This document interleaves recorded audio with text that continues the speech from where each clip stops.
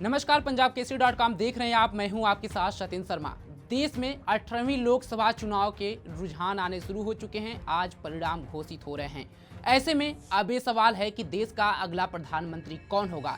ये दोपहर तक तो साफ हो जाएगा कि देश का अगला प्रधानमंत्री कौन होगा। एनडीए से होगा या इंडिया अलायंस से होगा। अगर एनडीए जीतती है तो प्रधानमंत्री नरेंद्र मोदी लगातार तीसरी बार देश की सत्ता पर काबिज होंगे। आपको बता दें कि रुझान आने शुरू हो गए हैं और लगभग 200 सीटों से ज्यादा बीजेपी आगे चल रही है, तो इंडिया अलायंस लगभग 100 सीटों पर आगे चल रही है।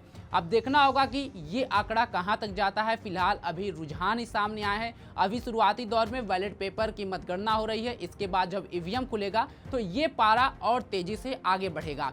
वहीं बात करें सीटों की तो वाराणसी लोकसभा सीट से नरेंद्र मोदी आगे चल रहे हैं। साथ ही साथ अगर बात करें पवन सिंह का, जो बिहार से काराकाट से लोकसभा चुनाव लड़ रहे हैं, काफ़ी चर्चा का विषय बने थे, वो फिलहाल अभी यहां से पीछे चल रहे हैं और एनडीए के उम्मीदवार उपेंद्र कुशवाहा यहां से आगे चल रहे हैं। दूसरे तरफ अगर बात करें हैदराबाद लोकसभा सीट की तो वहां से अभी रुझान सामने नहीं आए हैं कि कौन आगे चल रहा है, लेकिन जो धीरे धीरे रुझान कई सारे सीट के आ रहे हैं उसमें कहीं ना कहीं देखा जा रहा है कि बीजेपी बहुत बढ़त बनाते हुए चल रही है।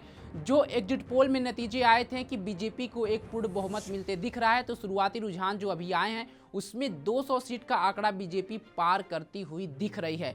अगर बात करें इंडिया अलायंस की तो इंडिया अलायंस अभी लगभग 100 सीटों पर ही आगे है, लेकिन अब देखना होगा कि 12 बजे तक ही ये आंकड़ा कहां तक जाता है, तभी क्लियर हो पाएगा कि 18वीं लोकसभा में किसके हाथ बाजी लग रही है। वही बात करें पार्टी वाइज की तो पार्टी के कार्यालयों पर यहाँ पे बीजेपी अपने जो पूरी सब्जी बना रही है। कई जो पार्टी कार्यालय हैं उस पर मिठाइयाँ बंट रही हैं। साथ ही अलग अलग पार्टी कार्यालयों को सजा दिया गया है। कर्नाटक में बीजेपी जो मुख्यालय वहाँ कल ही सजा दिया गया था, झालरों से रोशन कर दिया गया था। वहीं कांग्रेस जो दिल्ली का हेडक्वार्टर है उसकी बात की जाए तो कल ही वहाँ पे टेंट लगा दिए गए थे, भव्य तैयारी की जा रही थी।